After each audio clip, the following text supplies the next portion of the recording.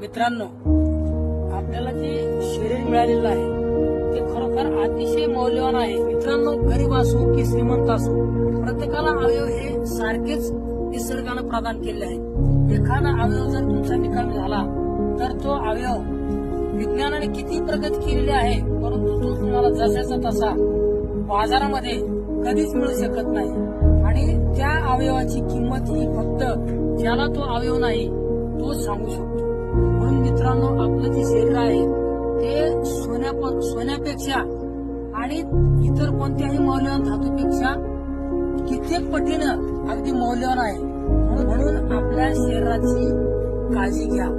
आपल्या निसर्गाने एकदाच तयार केलेलं आहे, त्या पुन्हा पुन्हा तुम्हाला कधीही मिळणार नाही. म्हणून मित्रांनो, आपल्या स्वतःच्या शरीरावरती प्रेम करा.